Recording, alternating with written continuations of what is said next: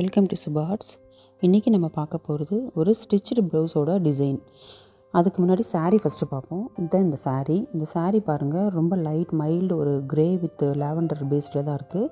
இதில் டிசைன் ரொம்ப பெருசாக ஒன்றும் இல்லை. இந்த காப்பர் ஸ்கொயர் ஷேப் மட்டும்தான் இருக்குது. இதுக்கு எனக்கு அவங்க கேட்டதுன்னா இந்த பாருங்கள், ஸ்டிச் பண்ணிட்டாங்க ப்ளவுஸு. அதுக்கப்புறம் ரொம்ப ப்ளெயினாக இருக்கிற மாதிரி அவங்க திங்க் பண்ணனால சிம்பிளாக எனக்கு ஏதாவது போட்டு கொடுங்க அப்படின்னு சொல்லி கேட்டாங்க. ஸோ ஆல்ரெடி நான் பேக் நெக்கும் கையெல்லாம் நான் முடிச்சிட்டேன். இப்போ நான் உங்களுக்கு ஃப்ரண்ட் நெக் எப்படின்னு காட்டிட்டு அப்புறம் லாஸ்ட் எல்லாமே காட்டுறேன். ஒரு சின்ன ஃப்ளார்ஸ் மாதிரி நான் ட்ரா பண்ணி வச்சுருக்கேன். இதுக்கு லேசி டேஸி போடலாம் அப்படின்னு சொல்லிட்டு 3x3 6 ஸ்டாண்ட்ஸ் தான் நான் எடுத்திருக்கேன். லைட் லாவெண்டர் கலர் மாதிரி எடுத்திருக்கேன். அந்த ஷேடு கொஞ்சம் வருது இல்லையா, அதனால் எடுத்திருக்கேன்.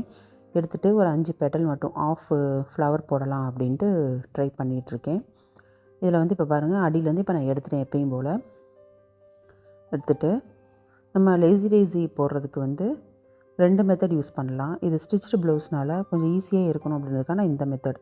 எங்கேருந்து நம்ம குத்தி எடுத்தோமோ அது பக்கத்துலேயே இப்படி விட்டு இந்த மாதிரி கொஞ்சம் தள்ளி ஊசியை தள்ளிட்டு, அதாவது ஊசியில் கோர்த்த நூல் இல்லாமல் தனியாக இருக்குது பார்த்திங்களா, அதை இப்படி ஒரு ரவுண்டு மாதிரி, ஊசியில் இருக்கிறத பண்ணக்கூடாது. ஊசியில் இல்லாத அடுத்த பகுதியை தான் ஒரு சின்ன மாலை மாதிரி அப்படி போட்டுட்டு நம்ம மெதுவாக இதை எடுத்துட்டோம் அப்படின்னா நமக்கு லேசி டேஸி வந்துடும். பாருங்கள், லேசி டேஸி வந்துருச்சா. இப்போ இது ஒரு சின்ன பெட்டல் மாதிரி வந்துருச்சு. இது அடியில் நம்ம குத்திடணும். மறுபடியும் குத்தி எடுக்கிறப்ப அது லாக் ஆயிரும். அவ்வளோதான். இது இப்போ ஒரு பெட்டல் போட்டாச்சு. இப்போ நெக்ஸ்ட்டு பெட்டல் நம்ம யூஸ்வலாக போகிற லேசி டேஸி நான் போடுறேன் பாருங்கள். அது ஸ்டிச்சுடு ப்ளவுஸ்னால் கொஞ்சம் கஷ்டமாக இருக்கும். இப்போ நம்ம குத்தி எடுக்கிறோம் இல்லையா, லேசி டேஸிக்கு என்ன பண்ணுவோம், இதுக்கு பக்கத்துலேயே இன்னொரு குத்துரும். இந்த இது எடுத்த பக்கத்துலேயே இங்கே ஒரு தடவை குத்தணும். குத்திட்டு அதுக்கப்புறம் அங்கே குத்தணும். ஃபஸ்ட்டு இங்கே குத்துறோம். குத்தி நீடில் அடியில் கொண்டு போகிறோம். இதை அப்படி பிடிச்சிக்கணும். ஏன்னா சில்க் த்ரெட் பயங்கரமாக சிக்காகும். ஸோ இந்த மாதிரி பிடிச்சிட்டு நல்லா பிடிச்சிட்டு இழுத்துக்கோங்க சிக்கு இல்லாமல். இப்போ அடியிலேருந்து அந்த ட்ரா பண்ணி வச்சுருந்தோம்ல மேலே ஒரு சின்ன இது, அந்த இடத்துல குத்துறோம். அந்த மாதிரி குத்திட்டு இப்போ இதை வெளியே எடுக்கிறப்ப அப்படியே அந்த லூப் மாதிரி ஒரு ஃபார்ம் ஆகி ஒரு பெட்டல் நமக்கு கிடச்சிரும். இதுக்கு நம்ம லாக் பண்ணுறதுக்கு மறுபடியும் இந்த இடத்துல பாருங்கள், சுருக்கமாக இருக்கா, இதெல்லாம் கொஞ்சம் சரி பண்ணணும். அதாவது சில்க் த்ரெட்டில் நம்ம ஸ்டிச்டு ப்ளவுஸில் பண்ணுறப்ப கொஞ்சம் ரொம்ப கேர்ஃபுல்லாக பண்ணணும். நான் அதனால தான் ஃபஸ்ட்டு நான் போட்டேன் பாருங்கள், அந்த மாடல் நான் ட்ரை பண்ணேன். இது கொஞ்சம் ரொம்ப டிஸ்டர்ப் பண்ணுற மாதிரி இருந்துச்சு. இப்போ எப்பயும் போல் லாக் பண்ணிவிட்டு அந்த பெட்டலை நான் க்ளோஸ் பண்ணிக்கிறேன்.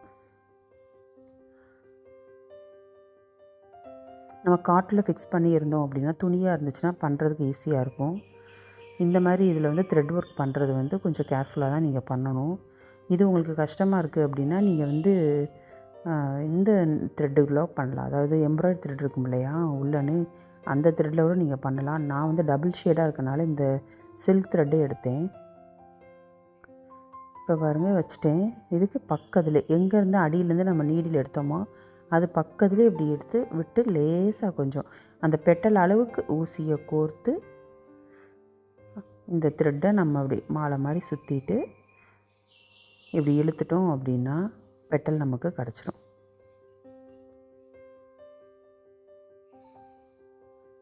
அவ்வளோதான். இப்போ இதை நம்ம மேலே ஒரு லாக்கு, அதாவது ஊசி அடியில் கொண்டு போயிட்டோம்னா அது ஆட்டோமேட்டிக்காக லாக் ஆயிரும். அவ்வளோதான். உங்களுக்கு கிளியராக புரியணும்னா மெதுவாக காட்டிகிட்டு இருக்கேன் பாருங்கள். அவ்வளோதான், அழகாக வந்திருக்கா. இவ்வளோதான். இப்போ அடுத்த பெட்டல் அடியிலேருந்து விட்டு எடுக்கிறோம். எடுத்துகிட்டு நம்ம எங்கேருந்து எடுத்தோமோ அதுக்கு பக்கத்துலேயே மறுபடியும் நீடியில் குத்தி பெட்டல் என்ன சைஸோ அந்த அளவு மட்டும் நீடியில் நம்ம அடியிலேருந்து மேலே கூடி எடுக்கிறோம். ஓகேயா. இந்த மாதிரி எடுத்துட்டு நீடியில் இருக்கிற சைடு இல்லாத மேலே இருக்கிற நூல், இந்த நூலை இப்படி ஒரு சுற்றணும். நீடியில் கோர்த்தது நம்ம ஒன்றும் பண்ணக்கூடாது. இதை சுற்றி இந்த மாதிரி நம்ம எடுத்துட்டோம் அப்படின்னா நமக்கு அழகாக ஒரு பெட்டல் ஃபார்ம் ஆயிடும். நான் எவ்வளோ மெதுவாக போடுறேன்னு பாருங்கள். அதுக்கு காரணம் சில்க் த்ரெட்டு. சில்க் த்ரெட் வந்து நமக்கு சிக்காகாமல் இருக்கிறதுக்காக நான் இதை பண்ணிகிட்ருக்கேன். நீங்களும் ரொம்ப கேர்ஃபுல்லாக பண்ணுங்கள். ஃபேன் வந்து மேக்ஸிமம் கம்மியாகவே வச்சு பண்ணுங்கள். ஆக்சுவலி இது 2 கை வச்சு நம்ம பண்ணுறப்போ கொஞ்சம் ஈஸியாக இருக்கும். காட்டில் மாட்டி இதை நம்ம வந்து சிங்கிள் ஹேண்டிலே பண்ணுற மாதிரி வரும் மோஸ்ட்லி. ஏன்னா ஸ்டிச்டு ப்ளவுஸ் இல்லையா, அதனால் கொஞ்சம் வந்து கஷ்டமாக தான் இருக்கிற மாதிரி இருக்கும். மெதுவாக பண்ணிங்க அப்படின்னா அழகாக பண்ணிடலாம்.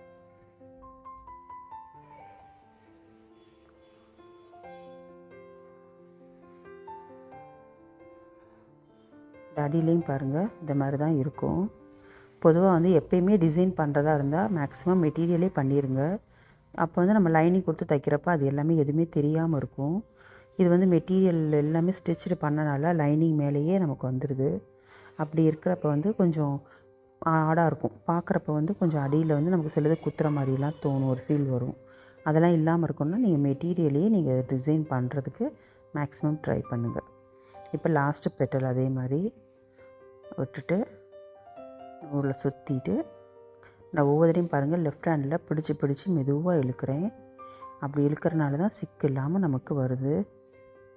இந்த மாதிரி நூல் 1 2 கொஞ்சம் ஏற்ற இறக்கமாக இருக்கும். லைட்டாக மெதுவாக நீங்கள் ஒன்று ஒன்றா இழுத்தீங்க அப்படின்னா, இந்த மாதிரி லேசாக ஒன்று ஒன்றா இழுத்தீங்க அப்படின்னா கரெக்டாக வந்து எல்லாமே ஒரு ஃபார்முக்கு வந்துடும். அதாவது ஒரு பெட்டல் ஷேப் நமக்கு கிடச்சிரும். ஓகேவா? இப்போ 5 பெட்டல் போட்டாச்சு. ஆஃப் ஃப்ளவர் மாதிரி நம்ம இதை போட்டிருக்கோம் நெக்குக்கு.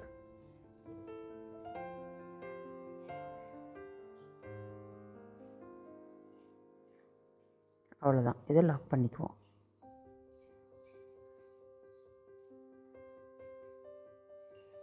பாருங்கள், 5 பெட்டல் ரெடி ஆகிருச்சு. நடுவில் வந்து ஏதாவது ஒரு ஸ்டோன் நம்ம ஒட்டிக்கலாம், இல்லைனா பீடு வச்சுக்கலாம், அப்படி இல்லைனா ஃப்ரெஞ்ச் நாட் போட்டுக்கலாம். அது எல்லாமே நம்ம இஷ்டம்தான். இப்போ இதுக்கு லாக் எப்படி பண்ணலான்னா, இந்த மாதிரி அடியிலேருந்து இப்படி லேசாக விட்டு எடுத்துகிட்டு நூலை நல்லா ஒரு 2 3 தடவை சுற்றிக்கோங்க. சுற்றிட்டு நீடியில் வெளியே எடுத்துருங்க. எடுத்துகிட்டு நல்லா டைட்டாக வச்சுருங்க. இழுத்தீங்க அப்படின்னா நல்லா டைட் ஆயிரும். ரொம்ப இழுத்துறாதீங்க, ஏன்னா முன்னாடி வந்து லேசி டேசி அந்த பெட்டல் வந்து இழுத்த மாதிரி ஆயிரும். இழுத்த மாதிரி இருக்கணும், ஆனால் அதே சமயத்தில் பார்த்து இழுங்க. இப்போ வந்து நல்லா லாக் பண்ணியாச்சு. அடுத்ததுக்கு போவோம். இப்போ அடுத்தது வந்து நல்ல ஒரு மெரூன் கலர் மாதிரி எடுத்திருக்கேன். அதாவது மெரூன் பேஸ் காப்பர் கலர் சொல்லலாம் இதை. பிகாஸ் இதில் வந்து நம்ம அந்த டிசைன் காப்பரில் இருக்கனால இந்த பார்டரும் பாருங்கள், ஒரு பைப்பிங் வந்து மெரூன் கொடுத்துருக்காங்க. ஸோ ஒரு பூ வந்து லாவெண்டர், ஒன்று இந்த மெரூன், அப்புறம் லாவெண்டர், இந்த மாதிரி மாற்றி மாற்றி கொடுக்கலான்ட்டு நான் ஒரு மெரூன் எடுத்திருக்கேன். சேம் அதே லேசி டேசி தான்.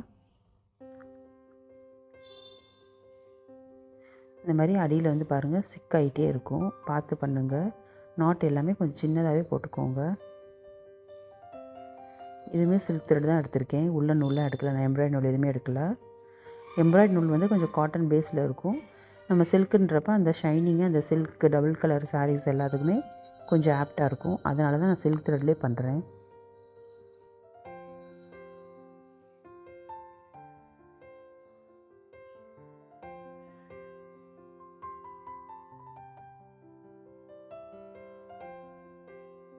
இப்போ எங்கே குத்தி எடுத்தோமோ அது பக்கத்துலேயே மறுபடியும் நீடியில் குத்தி அந்த பெட்டல் சைஸுக்கு மெதுவாக அப்படி நீடியில் விட்டு வெளியே எடுத்துடணும். இந்த மாதிரி எடுத்துகிட்டு அடியிலேருந்து அந்த நூலை ஒரு தடவை சுற்றணும். சுற்றிட்டு நல்லா அப்படி பிடிச்சிக்கோங்க. உள்ளே விட்டு இப்படி பிடிச்சிக்கிட்டு மெதுவாக ஊசியை வெளியே எடுங்க. எடுக்கிறப்ப அழகாக அது வந்து ஒரு ஃபார்ம் ஆயிரும், லூப் மாதிரி. அது நமக்கு லேசி டேசி மாதிரி கிடச்சிரும். அவ்வளோதான். அடியில் விட்டு நம்ம இப்படி எடுக்கிறப்ப அது லாக் ஆயிரும். அவ்வளோதான். சேம்.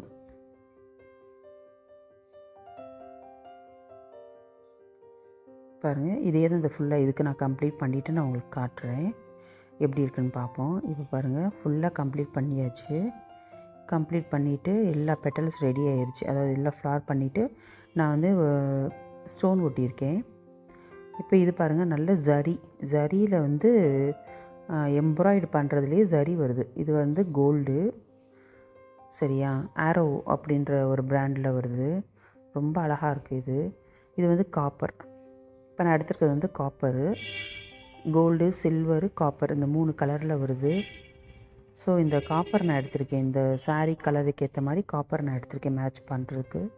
இந்த 2 ஃப்ளவருக்கு நடுவில் ஒரு சின்ன ஃப்ரெஞ்ச் நாட் மாதிரி போடுறேன். இந்த மாதிரி ஒரு ஃப்ரெஞ்ச் நாட் 2ஆக கோர்த்து நாட் போட்டுட்டு இது ஒரு ஃப்ரெஞ்ச் நாட் நான் போடுறேன்.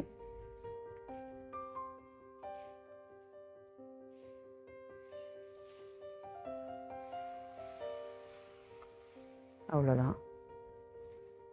இது நல்ல ஒரு ஷைனிங்கான ஒரு கிளாஸி லுக்காக இருக்குது. அதனால தான் இந்த நூல் எடுத்தேன் நான். எல்லா ஃப்ளவருக்கும் 2 ஃப்ளவருக்கு நடுவில் ஒரு ஃப்ரெஞ்ச் நாட். இது வந்து கொஞ்சம் ஜஸ்ட் ஃப்ரெஞ்ச் நாட் மாதிரி வராமல் கொஞ்சம் ரிங் நாட் மாதிரியும் தெரியுது. கொஞ்சம் நல்லா டைட்டாக பிடிச்சி இழுத்தா ஃப்ரெஞ்ச் நாட்டு, கொஞ்சம் லூஸாக விட்டால் அப்படியே ரிங் நாட் ஆயிடுது அது. பட் நான் வந்து ஃப்ரெஞ்ச் நாட் தான் போடுறேன். இந்த மாதிரி ஃபுல்லாக ஃப்ரெஞ்ச் நாட்.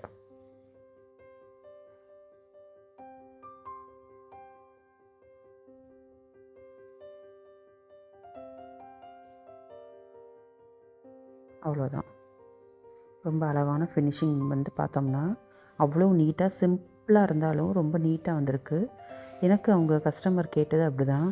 எனக்கு ரொம்ப கொசன்னு கொடுத்துடாதீங்க, பார்க்க நீட்டாக இருக்கணும், அதே சமயத்தில் அழகாகவும் இருக்கணும் அப்படின்னு சொல்லி கேட்டிருந்தாங்க. ஸோ அதை தான் நான் பண்ணியிருக்கேன்.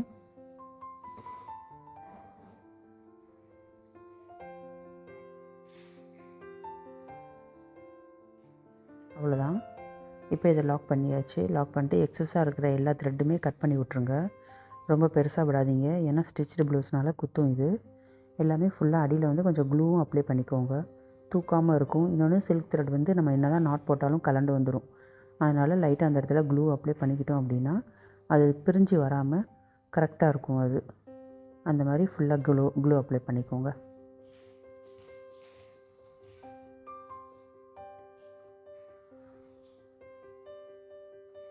சேஃப்டி ப்ளஸ் நமக்கு அது எதுவும் தையல் பிரிஞ்சு வந்துடக்கூடாது, அதே சமயத்தில் குத்தவும் கூடாது. அதனால் எல்லா இடத்துலையும் நம்ம எப்போயுமே எந்த ஒர்க் பண்ணாலும் லைட்டாக பேக்கில் வந்து கொஞ்சம் க்ளூ அப்ளை பண்ணிட்டோம்னா இன்னும் கொஞ்சம் தைரியமாக நம்ம இருக்கலாம். நம்ம ஒர்க்கு எல்லாமே இவ்வளோ கஷ்டப்பட்டு பண்ணி நம்ம அதுக்கு பிரியாமல் இருக்கும்.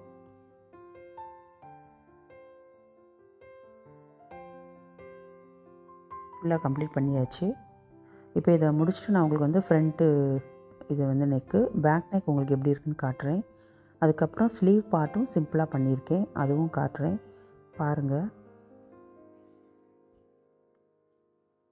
இது நல்லா காயட்டும். அதுக்கு முன்னாடி இது பேக் நெக். இப்போ பேக் நெக்கில் வந்து நான் ஃபுல்லாக வந்து ரவுண்டாக பண்ணலை, ஆஃப் சர்க்கிள் மாதிரி தான் போட்டிருக்கேன், ஒன் சைடு தான் போட்டிருக்கேன். அதே மாதிரி ஸ்லீவ் பார்ட்டும் பாருங்கள், ஒரு 2 லாவெண்டர் கலரும் ஒரு மெரூன் கலர்லேயும் போட்டு அங்கங்கே ஃப்ரெஞ்ச் நாட்டும் கொடுத்துருக்கேன். அவ்வளோதான், சிம்பிளான டிசைனாக இது முடிஞ்சிருச்சு. ரொம்ப சிம்பிளான நீட்டான ஒரு டிசைன் நம்ம பண்ணியாச்சு. இப்போ பாருங்கள், இப்போ ஃபுல்லாக சாரீக்கும் ப்ளவுஸுக்கும் அழகாக தெரியுது. இப்போ தான் ஃபர்ஸ்ட் டைம் என் வீடியோ பார்க்குறீங்கன்னா லைக் பண்ணி சப்ஸ்கிரைப் பண்ணி வச்சுக்கோங்க. அடுத்தடுத்த வீடியோஸில் இந்த மாதிரி டிஃப்ரெண்ட்டான டிசைனு இல்லை ஸ்டிச்டு ப்ளவுஸ் டிசைன் எதுனாலும் உங்களுக்கு டவுட் இருந்தால் கேளுங்க, நான் போடுறேன். நல்லா இருந்துச்சு அப்படின்னா லைக் பண்ணுங்கள். நீங்கள் பண்ணுற ஒவ்வொரு லைக் தான் எனக்கு மோட்டிவேஷனாக இருக்கும், அடுத்தடுத்த வீடியோ போடுறதுக்கும் எனக்கு ஒரு ஆர்வமாக இருக்கும். Okay, thank you, bye by.